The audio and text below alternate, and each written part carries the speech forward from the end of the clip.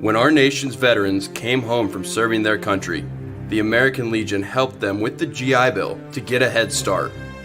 When they came home from Vietnam, we helped those affected with Agent Orange to get care and compensation. Now, there is a new war raging. Unfortunately, it is being fought in the hearts and minds of those who served. Veteran suicide is the most important issue facing veterans today, and too many are battling it alone. So join us, make the pledge, be the one to help the American Legion end veteran suicide. Welcome to the Express Soul Health and Wellness Podcast. In each episode, you'll learn from experts about the best practices and technologies to live a happier, healthier, and hopefully a longer life. Here is your host, Claudia Erdenola. Welcome to Express Soul Health and Wellness Podcast. My name is Claudia Erdenola. I am a professional engineer with a passion for health and wellness. If this is your first time at our podcast, I'm inviting you to subscribe, hit the notification button, and follow us in all our social media outlets. Today, we are focused on mental health, specifically post-traumatic stress disorder. In recognition to the National Vietnam War Veterans Day, I invited Bruce Roberson, my husband, to talk about PTSD affecting our military veterans. Bruce is a U.S. Air Force veteran. He served in the war in Southeast Asia. And today with him, we're going to bring a lot of historical facts about that war, also the traumas, the horrors, and the memories that never leave those who serve in combat zones. We're going to bring light into what is PTSD and what we can do to help those that are suffering from PTSD. PTSD is a post-traumatic stress disorder, a disorder that develops when a person has experienced or witnessed a scary, shocking, terrifying, or dangerous event. These stressful or traumatic events usually involve a situation where someone's life has been threatened or severe injury has occurred. Bruce himself has been suffering PTSD. Even today, he is part of the PTSD groups and the VA, the Veterans Affairs Hospital, and it's a great thing because he can bring healing to the problem. But part of Bruce's healing was going back to retrace his steps in Southeast Asia, Thailand, and Vietnam, to see the places where he was over 50 years ago, to see the people in their eyes and see how they are today after more than 50 years of peace. This episode is about mental health and emotional scars and memories from war that never fade in the minds and souls of our military veterans. I accompanied Bruce on his journey to the past to bring healing, and I would like to invite you, all our listeners, veterans and non-veterans, to join us on this tribute to those who served in one of the longest and most devastating wars of all times, the Vietnam War. With no further ado, here with you, Bruce Roberson. Bruce, welcome to Express All Health and Wellness Podcast, and thank you for your service and for all of our Vietnam veterans. A belated welcome home. How are you today? I'm well. How are you? I'm wonderful. Thank you. I would like to start our conversation by asking you to tell our listeners what was going on in your personal life and in the country back when you were 18 years old.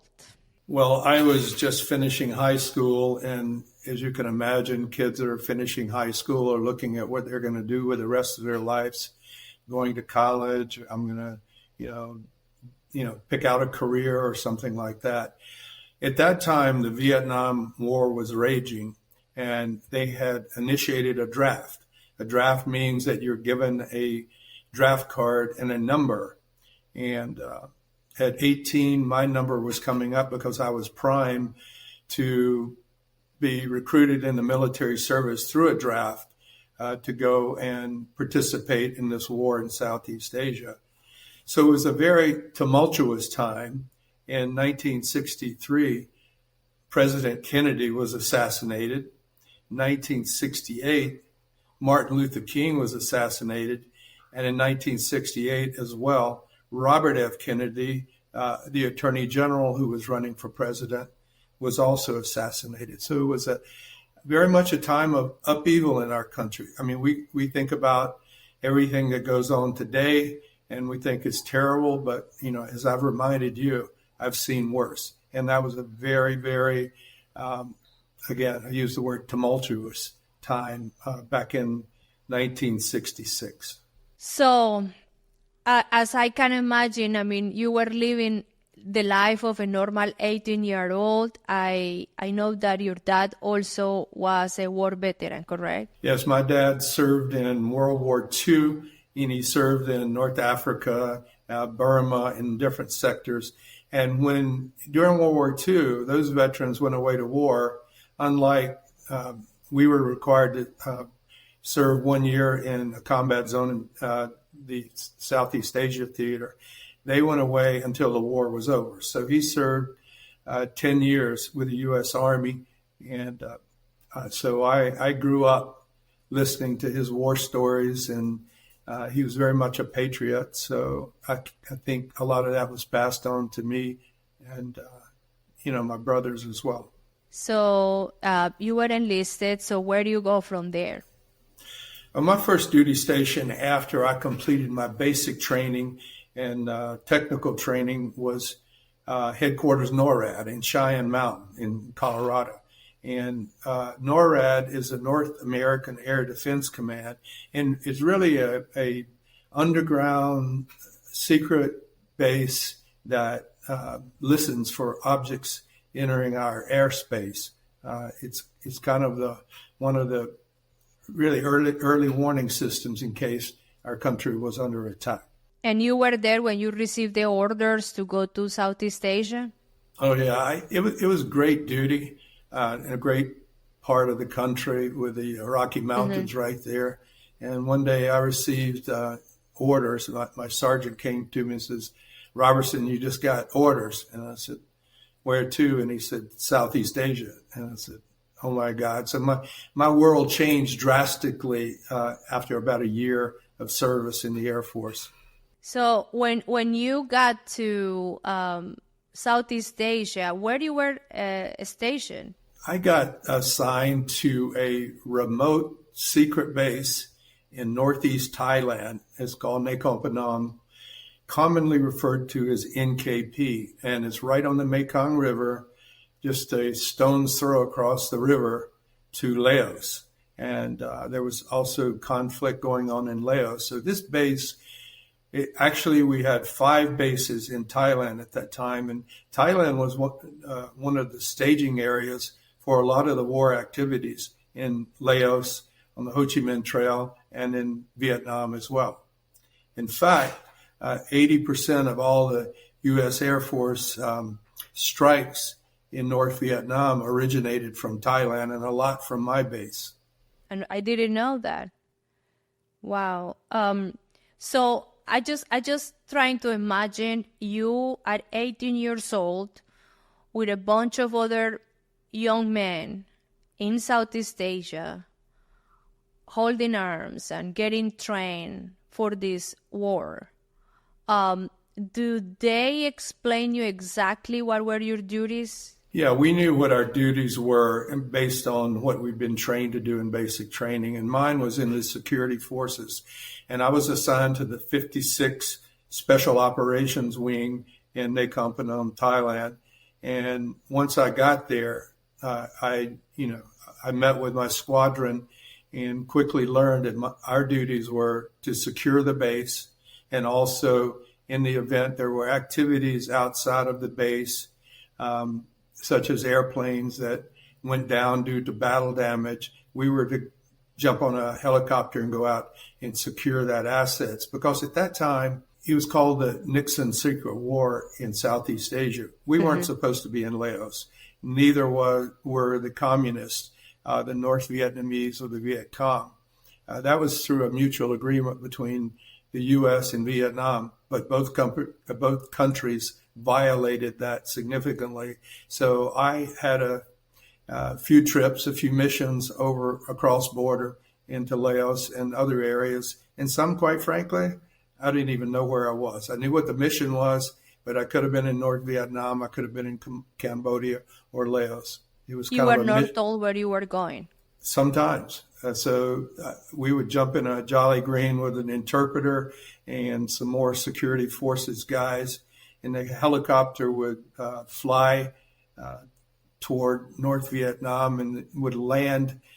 Well, it wouldn't even land. It stayed above a rice paddy because it was kind of really wet and during the monsoons, and we'd jump out of the helicopter and go out to the crash site and start securing that asset because we weren't supposed to be there. So there were no emblems on the airplane. There was no emblems on our uniforms. In case for some reason we got captured, there would not be proof that we were actually there. Or, we tried to not leave evidence that we were operating in an area that we had agreed upon through treaty not to operate in. So it was called Nixon Secret War, but they were there and we were there. So you probably had several situations where you were dropped in a location in the middle of a jungle and left there for days. What was going on in your mind? What was going on in my mind? Like what the hell am I doing here? What am I doing here? And when I saw that helicopter leave and left me in the middle of the jungle with the other guys, and then, I heard gunfire not too far from me. And then I saw basically tribes people, very primitive people coming out of the jungles. These were the Montagnard tribes people in Laos, or the Patho-Laotians, which are communists operating in that area as well. And so, there was some skirmishes, and I felt like, if I ever get out of this, everything's downhill from here. So I got to know some of the people in the jungle. We camped out. I shared our food with them, which at that time, it was not called meals ready to eat. It was called sea rations. So we tried to bond with the local people there in the jungle, and until we could get all the pieces of that aircraft out of their country and back to our base.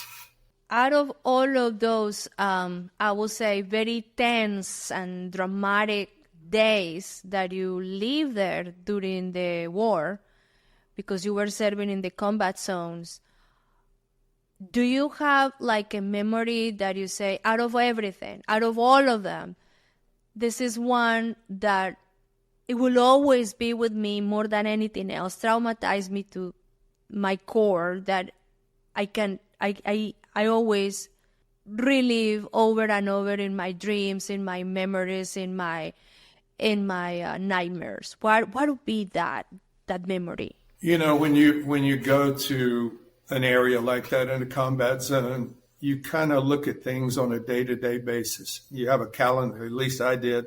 A lot of the guys did. You had a calendar on the wall, and you'd mark each day off. And so picking out one particular situation that gave you nightmares is sometimes difficult. But I can remember being in firefights at night with helicopters dropping illumination flares, and there would be razor wire around our base. And it was our job to take our weapons and keep the enemy from invading our base. So I remember bullets whizzing by my head. They were called tracers. These bullets actually lit up, so you could see them and you could hear them go by your head. And then, I can tell you, I thought I was a pretty brave guy, but it scares the hell out of you. And, so it's just an awful time. But beyond that, one thing I remember, because staying in the jungle so much and being on what they call the tiger flight, it meant I worked all night. When the sun went down, I went out in the jungle, and I didn't come back until the sun came up, which is a rough time. It's when the probability of the enemy striking was greatest. So I was on that tiger flight. And even during the monsoon seasons, when the lightning was crackling and the thunder was rolling, and I looked down, and the thing I wanted to do, keep my poncho on and keep my weapon dry. Your weapon was your lifeline. And I remember just seeing mosquitoes up and down my arm, just kind of just feasting on me. Now we had mosquito repellent. Sometimes it worked, sometimes it didn't. We also had malaria pills that we took to help prevent that, but that was really tough on my stomach. So I contracted malaria, and I got a real bad case of malaria. So I went to the base hospital that we had in Nekomponon, and they diagnosed me and decided I need to be medevaced to a better hospital in Thailand. So I got medevaced to a hospital in Karat, Thailand. So how long you were at the hospital? I was at the hospital for about a month. And remember, back in that time in 1968 and 69, we didn't have the internet. Cell phones didn't exist. Communications between halfway around the world in the United States was very limited. Basically, there was snail mail, which basically meant it would take 2 weeks or 3 weeks for a letter you wrote to get back to the States, and then probably about 3 weeks for it to come back. So communication was very sparse and very limited. So I was in the hospital about a month, and nobody knew where I was. They didn't know whether I was dead or alive. So, that was a bad time. I was very sick in the hospital. And it wasn't just a hospital for people with malaria. Next to me, I remember there was a sort of a glass room, and there was a pilot who had been shot down and recovered, and he was burnt from head to toe and just screaming in agony, and other GIs, whether it's airmen or soldiers in this hospital as well, with other problems, whether it's wounds or gunshot wounds or whatever. But it was losing limbs. That was a horrible time. So I went about a month with malaria, almost died. I'm normally around 190 pounds. I was 140 pounds at that time. And so that was very difficult. So anyway, remember that. And I had dreams of that as well. God, I just can't imagine. I saw a movie with it wasn't that movie. I saw the hospital, images of the hospital, and the conditions of the GIs that were wounded was crazy. I mean, I think you were thinking about what was the actor? Tom Cruise. Tom Cruise. And I was born on the 4th of July. There you go. Is that one? And that movie kind of reminded me of my life, because he was a high school student and very much was a patriot, and was happy to join the military and go do his part. Like, I felt like my father's war was World War II, and this is a war that I needed to participate in as a patriot. So when you returned, I mean, you were treated for malaria. You were very, very in bad condition. They thought you were going to die. They decided to send you home. What happened on that trip back home? We were required to do 1 year in that part of the world, and whether it's Thailand or Vietnam, we were, it was a combat zone, and we were required to do 1 year in a combat zone. So I was almost at the end of my tour. I think it was about 11 months when I contracted malaria.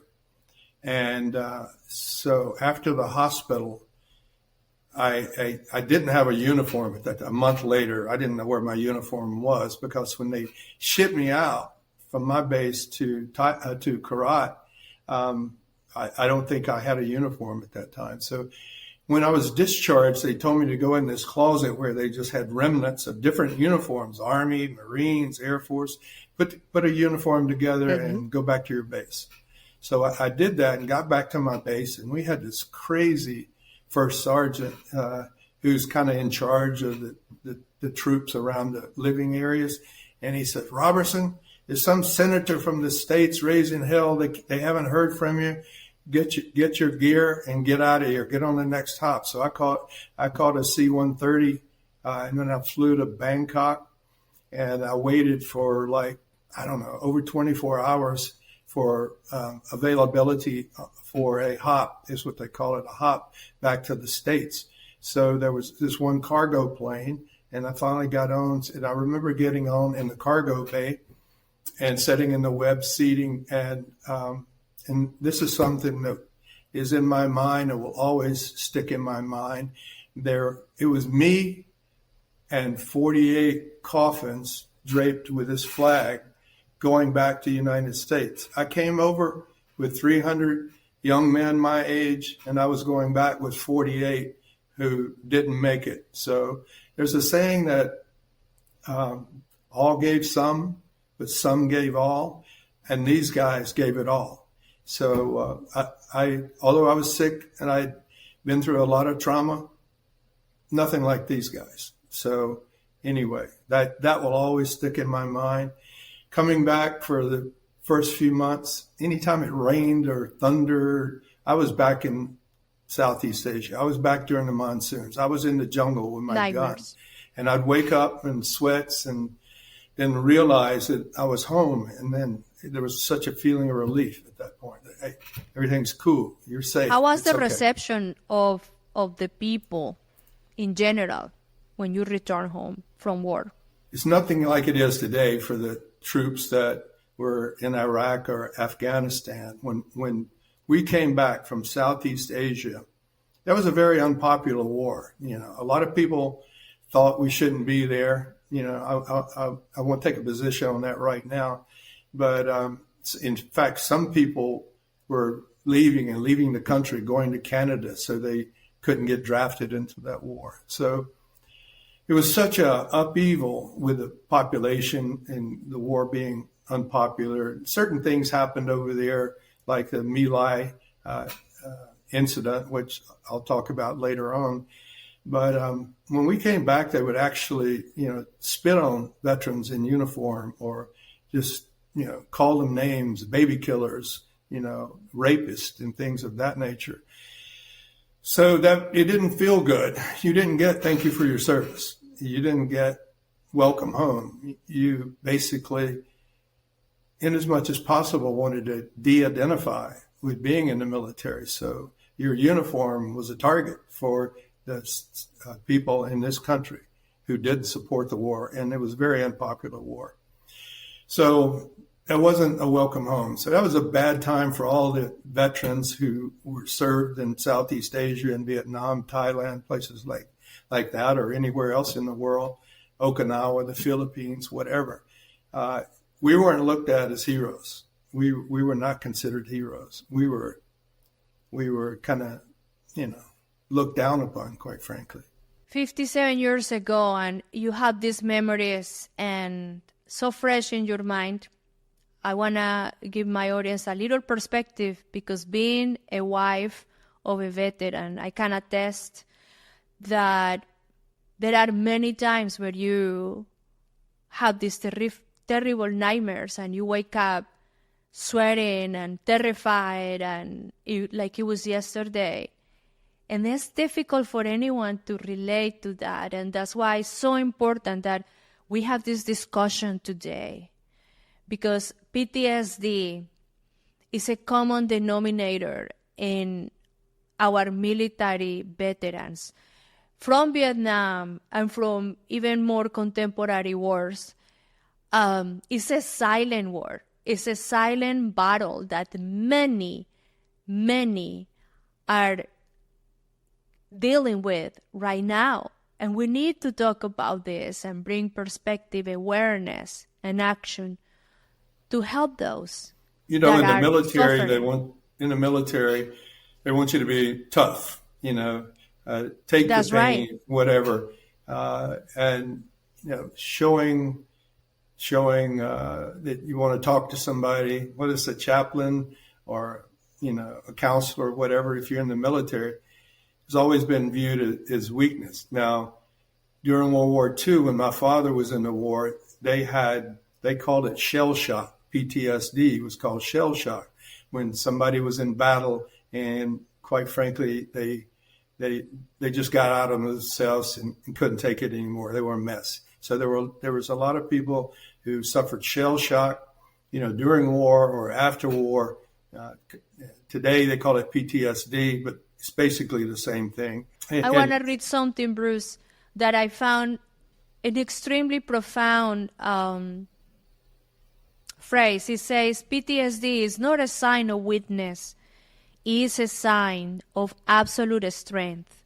PTSD is earned by doing what others fear. That's right, because only 1% of the current population, I think it was like 4% during the Vietnam era war, served.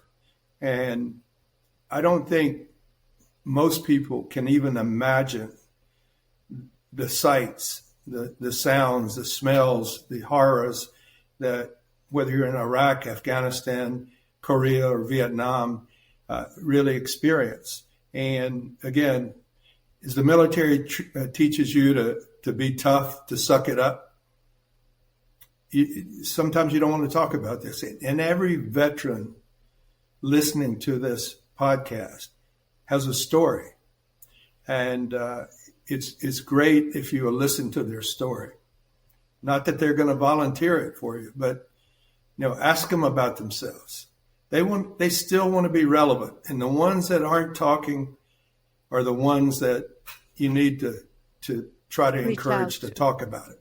Well, that is something that we definitely are working on here from our company, from Espresso Coffee. We team up with the American Legion in this beautiful campaign, Be the One program, to help end veteran suicide and bring awareness and action. And I definitely think that many people, and I want them to listen at this podcast, and what you have to share with us today. In this first part, we are basically going through a very short synopsis of your past, but we're going now to talk about what you're dealing right now, many PTSD. And I know a lot of my listeners would like to participate in how I can help, and we're going to tell them how. But right now, I want to bring this perspective because talking about it is part of the healing. And I know that part of the healing that you wanted to bring to you was going back and retrace your steps, your footsteps in Southeast Asia. And well, as I want you to tell us about it. Our Expresso Health and Wellness podcast is sponsored by Espresso Coffee. Espresso Coffee is our brand of coffee that we created with your health in mind. And as you know, you probably see this all over social media. We launched recently our Be the One coffee, which is the coffee that is an initiative that we are doing with the American Legion to support Be the One program to help end veteran suicide. So every time you purchase Be the One coffee, you are part of the solution. You are helping to prevent veteran suicide. So just go www.expressolcoffee.com. You can use code LEGION for a 15% off of your order. And I want to thank you. Thank all of you who already purchased Be the One coffee, because you are helping veterans in need. You are being part of the solution. For all of you that still don't know how delicious, how amazing is our coffee, and you want to be part of the solution, go to www.expressolcoffee.com, enter code LEGION for 15% off your purchase. And remember, shipping is free. on all orders over $50. Thank you for your support. As I'm older now, an older veteran, I wanted to kind of go back, retrace my military history, going all the way back to Joint Base Lackland Air Force Base in San Antonio, Texas, and meeting with some people that in the units that I was in, where I was trained, see the sights, to visit Lackland again, to go to San Antonio and see some of the places that I went to even then. To train as a military working dog handler. Yeah, I was trained in the security forces, and also additionally trained as a military working dog handler, which we had these amazing animals. Today they're using Belgian Malinois as the dog of choice. Back when I was in, it was more of the typical German Shepherds, but it was great seeing those guys. And I even I asked the guys at the kennels, I said, can you put one of these dogs on me? Because part of the training when I went through, you had to go out one day and what they call catch all the dogs. So all the dogs that were being trained, they let them loose on you to bite you, you know. And so I said, can you put a dog on me? I'd like to catch a dog again one more time. And they said, sure, if you'll sign this waiver. They were kidding, of course, but they actually allowed it. They put me in a jacket, padded jacket, and turned this dog loose on me, which believe it or not, I really enjoyed it. I enjoyed the interaction with the dog handler, the guys at the kennel, and the dog itself. So that was a wonderful experience. So that was kind of step one in retracing my military history. Step two, I wanted to go back to Southeast Asia, to those places, and Thailand and Laos and Cambodia, Vietnam, and kind of face those demons. When I was there at 18 years old, it was a tense time. We were at war. And I wanted to see what's happened in 57 years to the place, to the people, see how they would receive me, see how I would receive them. So I had to complete that circuit on that experience. And I don't know if a lot of guys listening to this have gone back, or if they're contemplated going back, or whether, like when I left, I said, I never want to see this place again, because, and this is going to be traumatic, pretty common to a lot of the veterans. You get desensitized to a place that you dislike. You get desensitized to the people to a certain degree. You don't even really see that as a civilized place. In fact, we use the expression that they would ask you a question, how much longer you have? When are you going back to the world? The world was the U.S. That place was not the world. I mean, it's the total opposite end of the globe. But again, you become desensitized toward that culture. Mm-hmm. So I wanted to go back with a different perspective, having lived my life, having developed my career and gone through my career, having raised children. I wanted to go back where I'd had the time to interact with the people again, the country. I wanted to smell the food. I wanted to, look at the vegetation, and I wanted to meet with the people. And I was there with you on that journey. And that was an experience that was incredible, but we're going through that step by step to bring that story to our listeners. I want to ask you, Bruce, when we prepared the trip and you were so focused on making sure that we were going to the places that you want to go there and see the people to their eyes, see the place, what happens after, over 50 years of peace. What were your first thoughts when we arrived to Thailand? When the plane landed, and we went, I guess, east from Miami to Doha, which is in the Saudi Arabia area. From there to Phuket. Qatar. When the plane landed in Phuket, I was looking out the window. I wanted to see the earth. I wanted to see if the dirt was the same color that I remember. I wanted to see the jungle. And then anxiously, when we deplaned, got our luggage, somebody was supposed to be meeting us with our name, and I went there, and there was this Thai lady, and she spoke English. She was our guide, and then we had a driver assigned to us as well. It's all part of the package. Not as expensive as you think it is. Prices are really great over there. So we were riding to our first destination in the car, which is our hotel, and I was talking to them. And actually, I speak enough Thai to get by. And restaurants here in the States, like Thai restaurants, I'd go out and I'd say "Sawadee ka, kun sabade lu" to the people. And, sometimes they wouldn't be Thai. They would be Korean or Vietnamese or whatever. So I said, you're not a real Thai.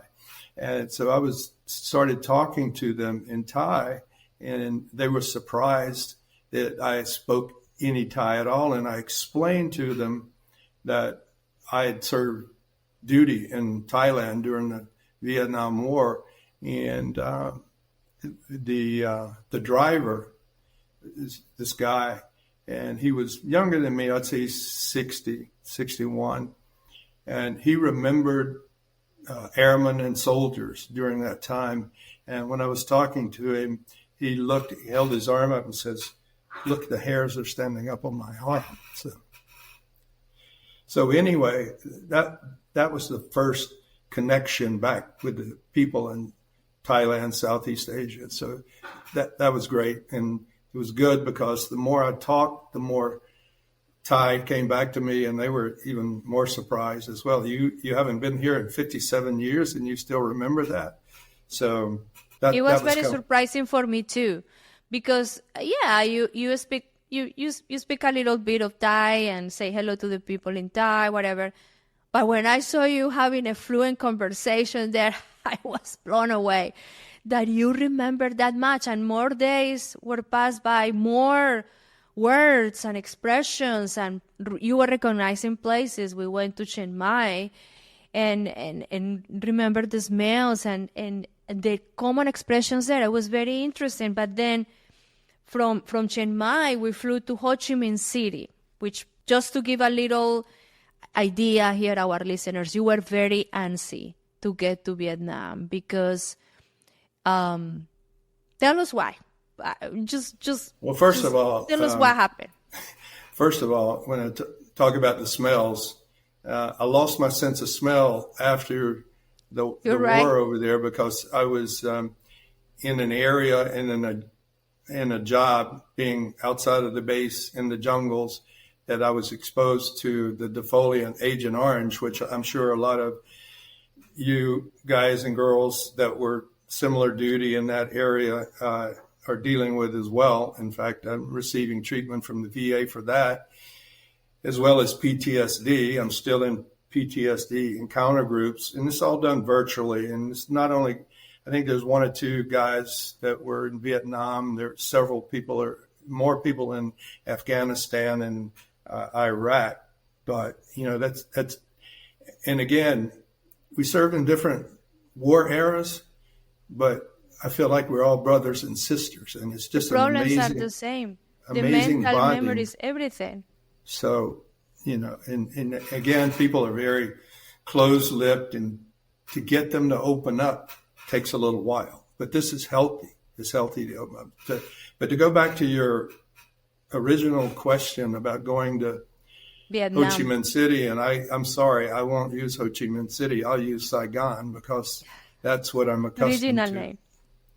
And I was more anxious about that because, really, even though we had 5 bases and Thailand was used for a launching pad for a lot of the operations in Laos, Cambodia, and Vietnam, the real epicenter of the fighting was done in Vietnam. Again, a lot of cross-border activities, but, the real fighting and the real harm was done in Vietnam. So, and two, it's a communist country. Thailand has been free for 1,000 years and as a king. And, people are, in my opinion, much more docile and welcoming and friendly. But the intensity in Vietnam was greater. So that's what I anticipated, and that was the reality. And then, we met our driver and guide over there. And our guide was Anne. Anne's father, he was kind of standoffish. The guy in Thailand was very interactive, very friendly guy. An was Vietnamese. His father was a military officer in the North Vietnamese Army. And An was about 49. His father had passed. But he was standoffish, and I was standoffish because I think we were kind of feeling each other out. He was extremely intelligent and let's say very knowledgeable about the history of Vietnam and as it relates to the war. And so we didn't say much the first day because we got settled in our hotel. But the next day we started our activities, going to the different sites that were kind of laid out in our agenda, and we'll go through that. But next morning he asked me, he says, "So how old are you?" And he said, "When were you born?" And I said, August 8th, 1948, because I don't know if this is true or not, but a lot of people don't think, I'm of the age to have been in the Vietnam. He asked several ways. Era. He asked it several times, like, so what age you were when you were here? What year you born? So he was really like, I need to make sure this guy was serving in Vietnam. Like, he didn't believe you were your age. So he was starting to point out locations like the embassy, and everybody remembers a scene, even if you watched the movie, about the helicopters and the people wanting to get on the helicopters as we were evacuating Saigon, much like the pictures more recently where we're evacuating Afghanistan. To me, it's very similar. So he was pointing out, and he's saying that's where the embassy was, that's where the CIA office was, and he kept alluding to CIA. So I think he kind of thought maybe I was CIA, but I said, no, I was Air Force. And anyway, that loosened up over time, and then we spent the next 4 days with him going through different sites and places that we wanted to see in South Vietnam. So the next day after we arrived, we started visiting these historical places. First place was the Presidential Palace. How do you find that place? I found it very educational. I saw where Henry Kissinger had been there. I saw information about the Paris peace talks. I saw information about Ho Chi Minh and his postures. And actually, I learned that Ho Chi Minh actually wanted to align with the U.S. and for whatever reason, we agreed not to. So I think a lot of that early on, not being able to reconcile with the leadership in North Vietnam caused the war to get bigger and wider. So that the presidential palace was nice, and so we spent maybe 4 hours there before we went on to the next stop. Next stop was the Cu Chi Tunnel complex. Yeah, that's something, and I don't know any of you guys or girls that served in Vietnam had an opportunity to go there. The airport in Saigon is called Tan Son Nhut, and there was actually a big Air Force base in Tan Son Nhut at that time. But we went out to the Cu Chi tunnels where the Viet Cong had created this extensive labyrinth of tunnels, not only just tunnels, but storage rooms, hospitals, ammunition storage areas. Reminds me very much of what I hear these days in the news about what's going on in the Gaza with the tunnels over there. But it was amazing. They actually had started these in 1948 when the French were there, and then continued to build those out when the Americans were there. And they were all across Laos and Cambodia and Vietnam. But I'm telling you something, I'm an engineer, and I was blown away by the level of sophistication in which they were so creative in the way that they lay out the tunnel systems. And it's not, I don't want the listeners to think that the tunnel is just a linear tunnel. No. We're talking that underground, they created a system of tunnels that had hospitals. They were cooking for thousands of people. You imagine you're cooking underground. They learned how to cook without creating a smoke, because if the smoke was going out, the Americans were going to see them, and they were hiding. So they created a system in which they were cooking and they were concealing the smells and diffusing the fumes, so we couldn't see the smoke. They have meeting places. They have places underground when they were storage the armament. They were training the people.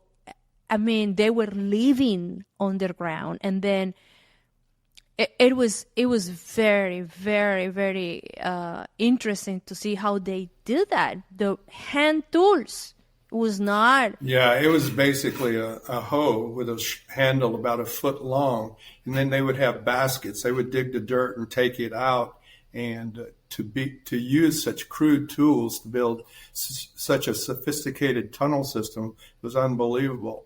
You know, there's no way that they could match the sophistication of the U.S., but they were very ingenious in what they were able to do with limited technology. I mean, because we had the bombs, we had the B-52s. There were craters, B-52 craters, where they dropped bombs outside of the tunnel areas, and underground was totally not affected. So I actually, and we have some pictures of this. I'm not a huge person, average, but I crawled down in the tunnels, and it got narrow at the point I had to crawl on my knees. But it's very well designed for the smaller people of Vietnam. Something that also caught my attention was the ingenuity that they used to create these traps. And I mean, when you're talking about a trap, you probably think about animal traps. You trap the animal is dead. Done. No.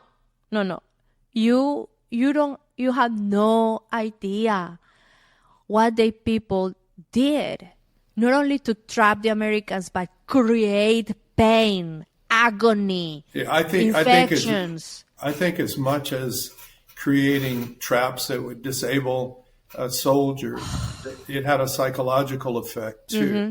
And these were like bungee sticks on wheels. They had traps that open and collapse. It would take your whole body down. They had traps with triggers against the wall that would come and hit you in the chest. Body. And the entire body. So again, we had more sophisticated weapons. We had napalm. We had phosphorus. We had, we could outgun them any day of the week. So they used what they had, and it was very effective. Yeah, I saw that. Those systems were impressive. And this visit to the tunnels, and again, the site is in the middle of a jungle, which is pretty much what you saw everywhere during your service in combat zones. But I thought it was very much the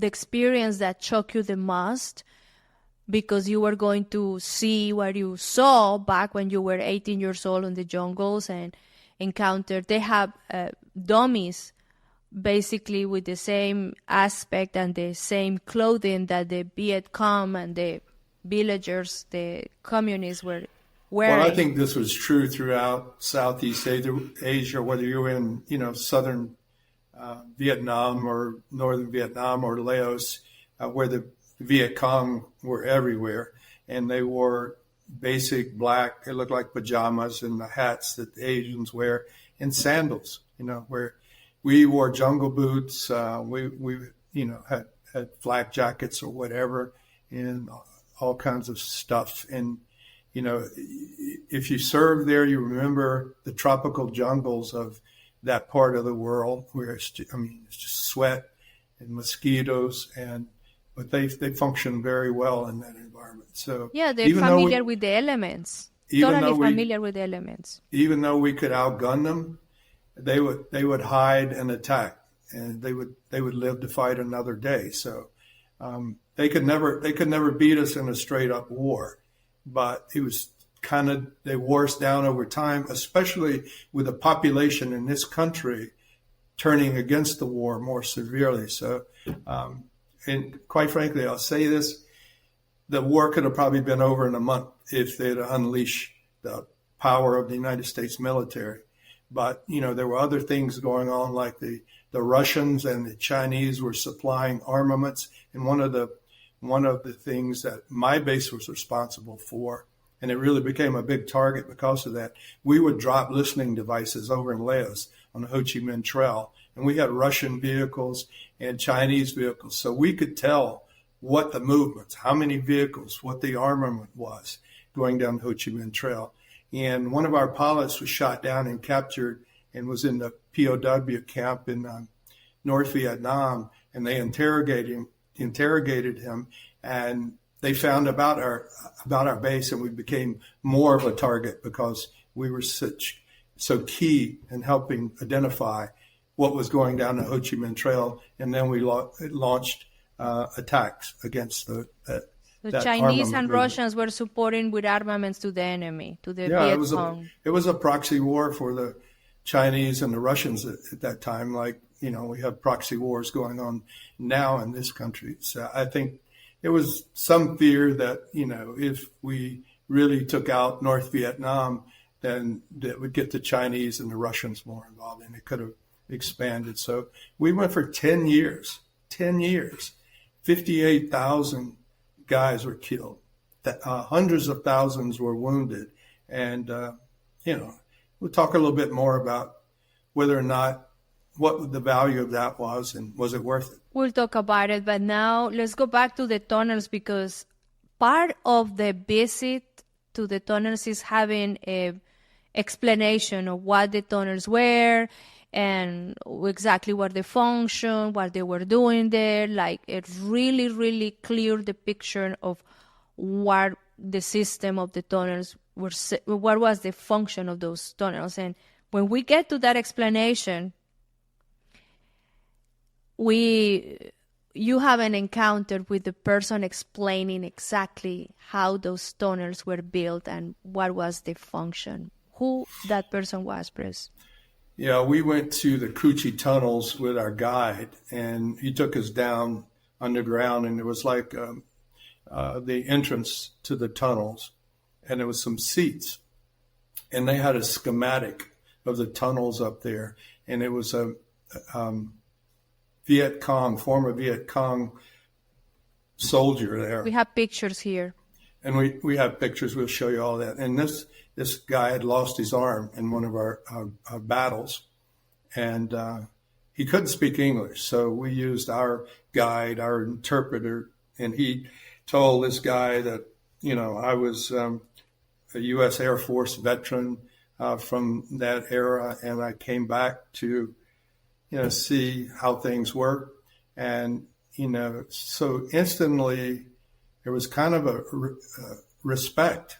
I mean, the war's over. This is what they were doing.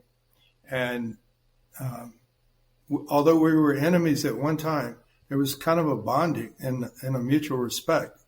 Anyway, so I joined hands with him, the hand that he had left, along with the son of a North Vietnamese Army regular guy. And we sort of reached hands like this because I could only hold one of his hands. He only had one hand. So that was a kind of a very moving moment. Intense moment. And I have to give a little bit more of the detail here, because I remember that you asked Anne, our guide, you know, this guy without his arm, He was explaining everything in Vietnamese, and Anne was translated. But after he finished, you ask Anne, say, Anne, I want you to ask him how he feels about me, knowing that I was his enemy at that time, coming back here. How does he feel about me? And then Anne translated to him, and he answered in Vietnamese and look at you. And then Anne translated to you, and he said, he feels fine. He said that in Vietnam, they have a say, never look back, only looking forward. He said that he understands that mistakes were made in both sides, and he totally forgive you and forgive himself. And it was the most, I was there, I couldn't hold my tears. It was unbelievable. And then Anne said, I think we should hold our hands, because we all understand that we can reconcile and understand that we have to move forward, that the war is over. So then you guys hold your hands, and I just don't know how I snapped the picture, because I was in tears. It was very moving to see how people were considered enemies at one time. After the years, you guys understood the mistakes of a war that it was so unnecessary, so much waste of beautiful human lives, and just releasing that emotion and holding your hands, and the picture says it all. It was smiles, and just the release and the reconciliation was very evident on that moment. I can tell you that. Well, I don't know if you guys or anybody that's not veterans ever considered Thailand, Cambodia, Laos, Vietnam is a destination place. And, people seem to want to go to Spain or Portugal or France or whatever. But I can highly recommend, especially if you're a veteran, going back, because Southeast Asia in many ways is the same. In many ways, it's not the same. So I'd highly recommend, if you have the feeling like I did, you want some relief and reconciliation, making that trip. It's a long ways, as you know. You've been over there, it's a long ways, and even when you're older, it's even longer. So, but it was worth it. It was well worth it. So, wow, that was a lot. It was a lot of emotions and part of your healing process. And I say, good, we're good for the day. This has been a lot. And then Anne say, no, we have another stop to make. Okay, that was at the end of the day. We're going to the War Remembrance Museum, which is a vivid perspective of the American war. That's how the Vietnamese called the war, the American war, through the eyes of the Vietnamese.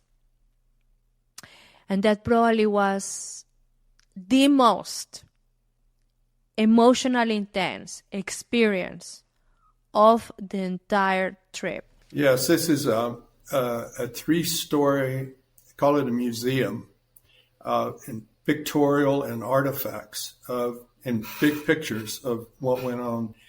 Everything.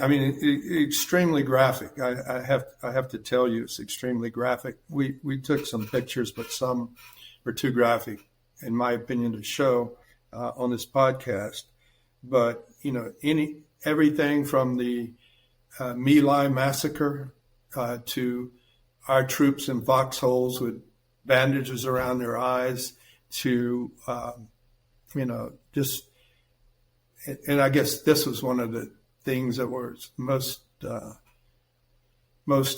devastating, was the spraying of the Agent Orange to defoliate the jungle so we could have more line of sight to the enemy, do better bombing of the enemy.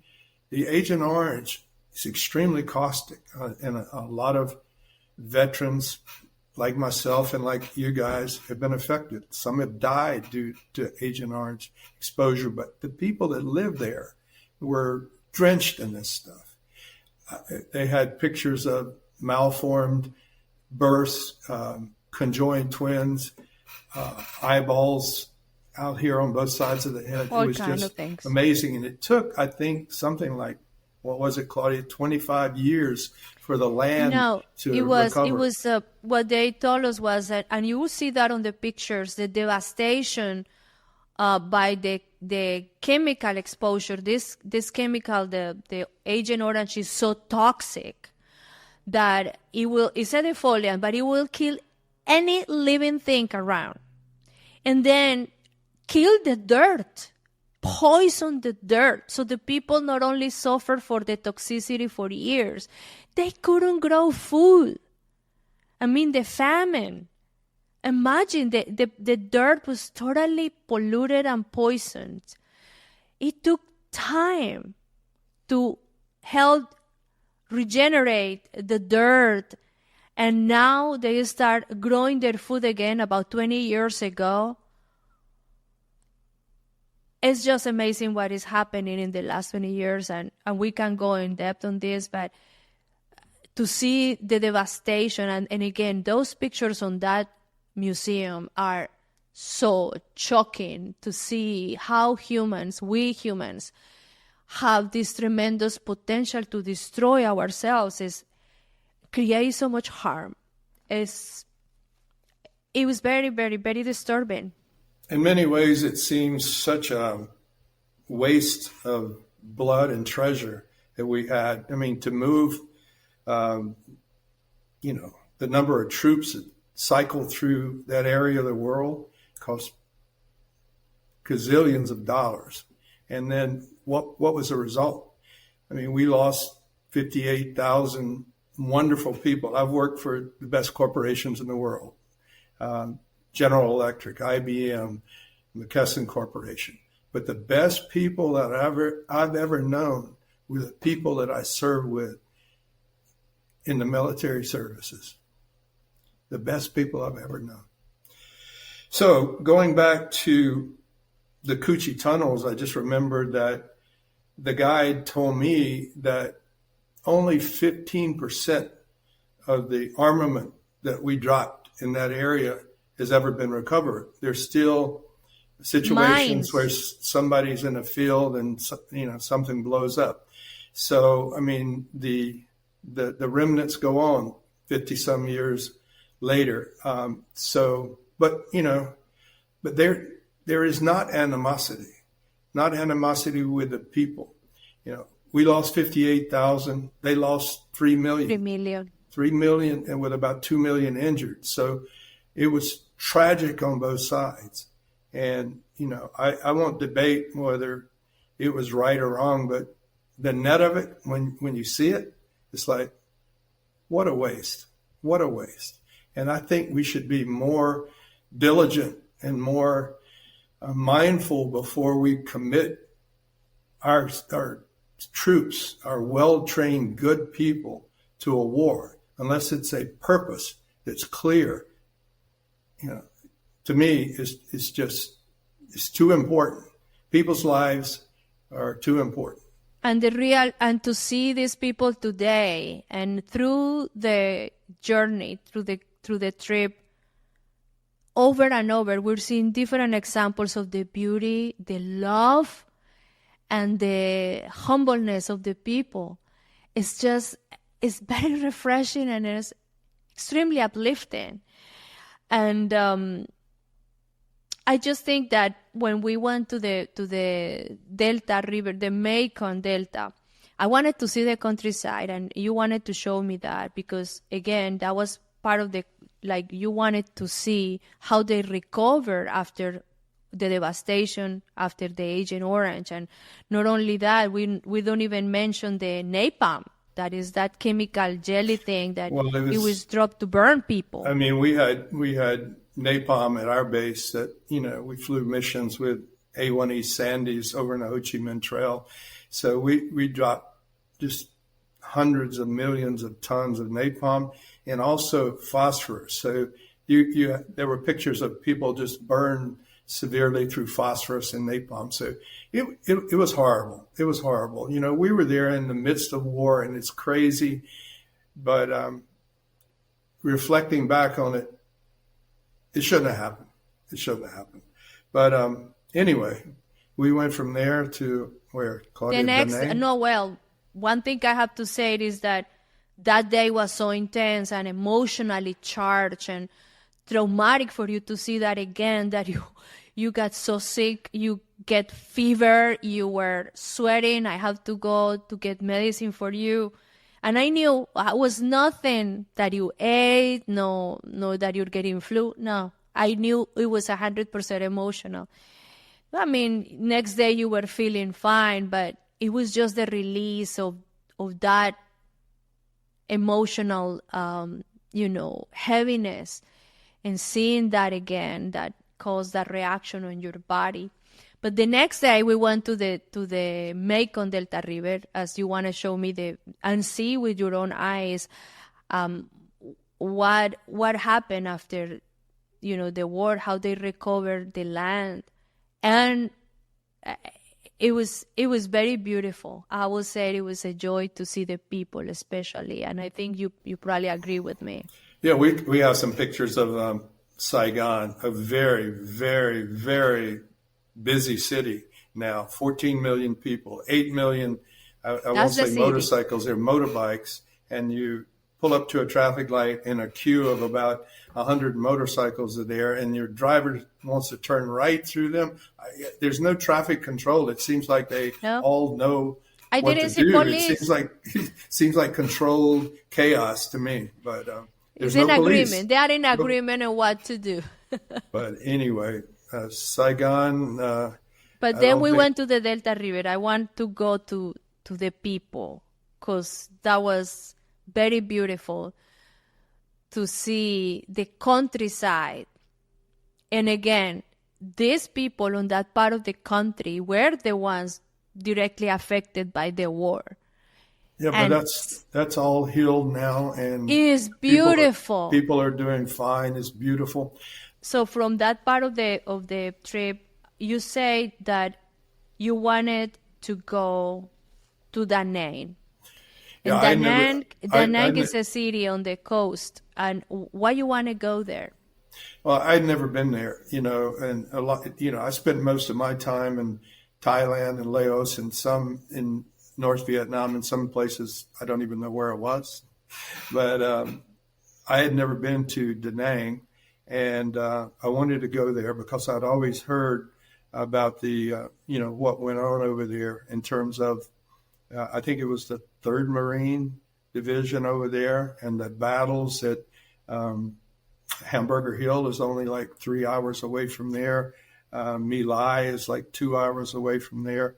And so that was a kind of a hotbed of action, and I wanted to see that. Plus, it's on the South China Sea, which I wanted to kind of take a look at that, because now the Chinese say they own the South China Sea. So I wanted to see what Da Nang was like. So we went there, and our first stop was a place called Marble Mountain, and some of you folks may remember that. It was also used as a refuge for the Viet Cong, because there's tunnels all through this mountain that's made out of solid marble. It's absolutely gorgeous. But that place was also used for the Viet Cong to hide, right? Yeah. It's a tourist attraction today, and they've carved a lot of beautiful carvings out of the marble, and they sell a lot of the marble all over the world. But it was a refuge for the Viet Cong at that particular point in time. But then we went to other areas of Da Nang. You might want to talk about Hoi An, Claudia. Yes, Hoi An was probably the most beautiful town that I ever seen in my life. Was beautiful, considered to be a very prosperous port, and now is actually it is considered a World Heritage ancient town because of his well-preserved architecture, which reflects the influence from the Chinese and the Japanese and the Vietnamese culture over the thousands of years. So it was unbelievable place. And the people, I'm going back to the people, they have a very, I would say, a very, market full of people and spices and food. Something that I like to mention very much here is that they are growing, they grow their own food in Vietnam, mostly organically, and they sell it on the markets, and it's a joy to see it now. So Hoi An was absolutely beautiful, but also in Hoi An, we went to this place. It's a museum of a French photographer. It's called Rihan. And I want to mention that because I want the listeners that are considering visiting, don't miss going to Hoi An and visiting this museum. Again, the French photographer name is Rihan. I'm leaving and all of this in description box here, his website and, mentioning of his beautiful photographies. He dedicated over 10 years to investigating the ancient tribes in Vietnam, capturing on his camera the most amazing images of the beautiful people of the villages. And the ancient traditions on their costumes, which they use hand-woven hemp, stitching, dyeing, and embroidery of the clothing. And as you know, manufacturing of clothing is something very deep into the Vietnamese culture. And we went there and we saw the pictures that Rihan took of all of these old people, the elderly, the young in those villages.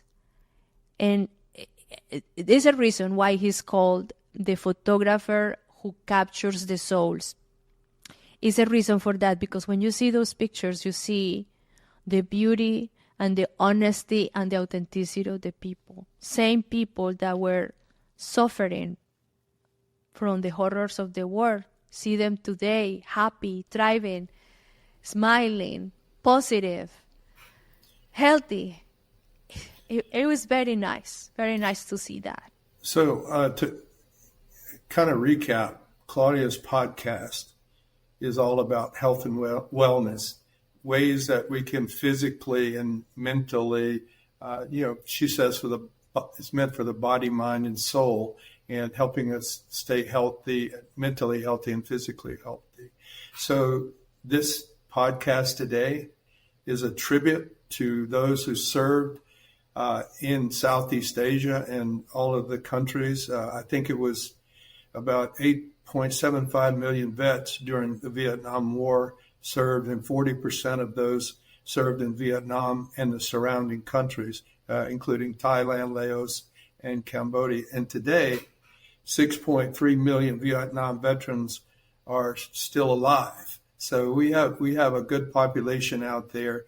And again, just kind of me reminiscing about my military history and going back to that part of the world. I wanted to share that with you. Pictures, videos, our accounts. Again, I was going to go back by myself and just kind of see things. Claudia's working, I'm retired, but she insisted that she went with me. And I think it totally impacted her almost as much as it did me. So it was a wonderful experience. And I guess, Claudia, I have a last question for you before you close remarks here, Bruce. Talking about PTSD traumas, memories of war, silent wars. A lot of our veterans keep those memories and that battle inside, and they're not talking about it. But you're suffering PTSD, you're reaching out for help to the Veteran Administration, join the PTSD groups and talking and going through this journey on this trip for healing. My question to you is, do you think that after seeing the people, looking at their eyes and seeing the places today that you were there 57 years ago, you feel more peace. You feel the healing that you were looking for. Absolutely. When I look at the people and I see them happy going about their everyday activities, simple as they are, it just comes to my mind that they're okay. They're fine. And I'm fine, and we're both fine. So, and again, their attitude is not to look back, but to look forward. So they were very inviting. And our guide in Da Nang said, "Hey, I love having you here. Please go back and tell your veteran friends to come to Vietnam." So that's kind of the sentiment that I felt. I didn't want to leave you with this thought. I joined the American Legion. After I got out of the military, I went about building my career, and I really didn't have time for that, or didn't know about it. Knew it existed. My father was a member of the American Legion, so I joined. So I go into the post and kind of belly up to the bar with the other vets there with their hats on, and see they were either in Korea, Vietnam, or wherever. But it's been kind of very satisfying to me, and Claudia and I working with the American Legion corporate on their Be the One program. And I just kind of wanted to lead with a comment in the American Legion magazine that I get every month. This part was about the mission fulfilled. Vietnam Women's Memorial continues to inspire after 30 years. But there was the excerpt from the commander of the American Legion, Daniel Seehofer. I just wanted to read that. On March 29th, American Legion posts across the nation will again lead their communities in observing National Vietnam War Veterans Day. On this day, we honor more than 3 million Americans who served in and around a country in Southeast Asia that most had never heard of until they were asked to risk their lives for it. On this day, we remember 58,318 dead whose names are engraved in the Vietnam Veterans Memorial in Washington, D.C., a list that does not include thousands of subsequent deaths due to Agent Orange-related illnesses, suicide, and other conditions related to their time in service. On this day, we say, welcome home. To the men and women who were at times jeered and disrespected because they answered their nation's call. So I want to say thank you to my brothers and sisters, and welcome home. Thank you, Bruce, for your words. And again, this beautiful reflection on the service and how we can be part of the solution and support of the veterans battling with PTSD and mental illnesses.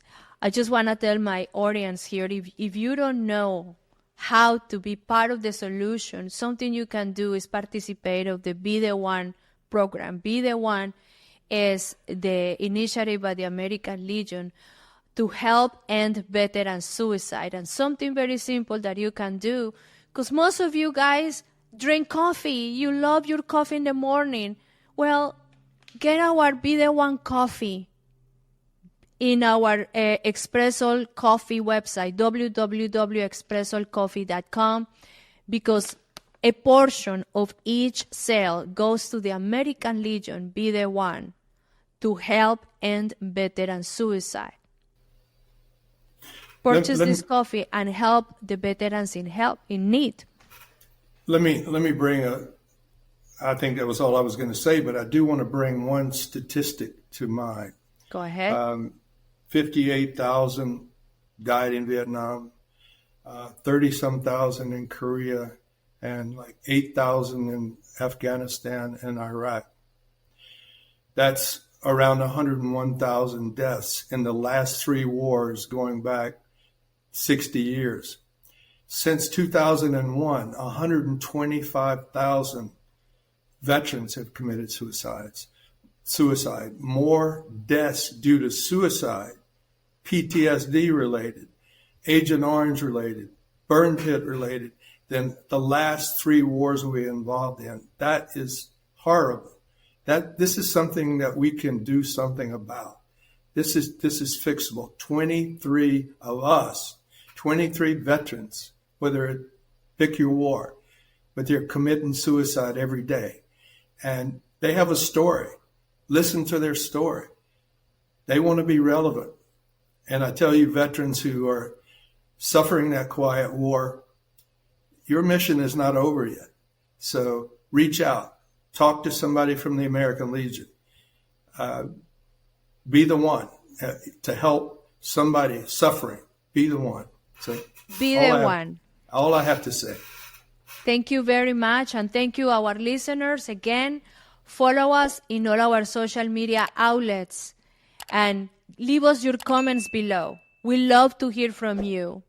Did you like this episode? Did you learn something from the perspective of war, from PTSD? Do you know someone that may need help?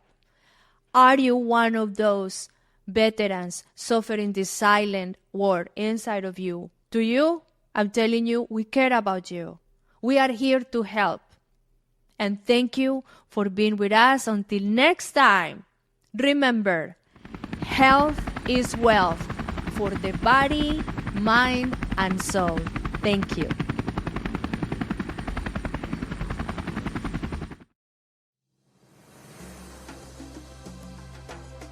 Thank you very much for listening. And if you like the information that we shared with you today, please subscribe to the Express Soul Health and Wellness podcast and follow us in the social media outlets of your choice. Until next time, please remember, health is wealth for the body, mind, and soul.